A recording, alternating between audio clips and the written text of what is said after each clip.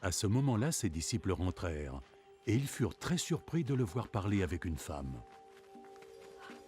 Pourtant, aucun n'osa demander « Que lui veux-tu » ou « Pourquoi parles-tu avec elle ?»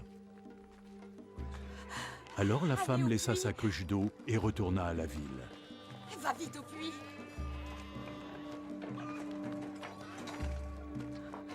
Venez vite. Venez voir l'homme qui m'a raconté tout mon passé. Venez. Le Messie, Quoi? c'est Comment? peut-être le Messie. Le Messie? Ils sortirent donc de la ville et vinrent à la rencontre de Jésus. Pendant ce temps, les disciples priaient Jésus leur maître de se nourrir. Maître, il faut manger quelque chose. Mais il leur répondit... J'ai à manger une nourriture que vous ne connaissez pas. Alors les disciples commencèrent à se demander les uns aux autres, quelqu'un lui aurait-il apporté à manger? Ma nourriture, c'est d'obéir à la volonté de celui qui m'a envoyé et d'achever la tâche qu'il m'a confiée. Je vous entends dire, encore 4 mois et ce sera la moisson.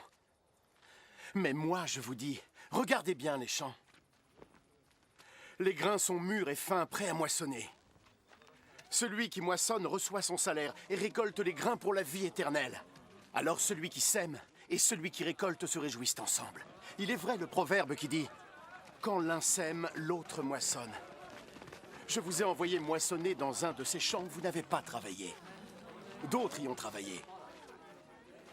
Et vous profitez de leur travail. Beaucoup de Samaritains de cette ville ont cru Jésus, parce que la femme leur avait dit « Il m'a raconté tout mon passé ». Ainsi, lorsque les Samaritains arrivèrent auprès de lui, ils le prièrent de demeurer chez eux, et Jésus y séjourna 2 jours. Beaucoup ont cru en lui grâce à ses propres paroles, et il disait à la femme « Ce n'est pas à cause de ce que tu nous as dit que nous croyons, mais parce que nous l'avons entendu nous-mêmes.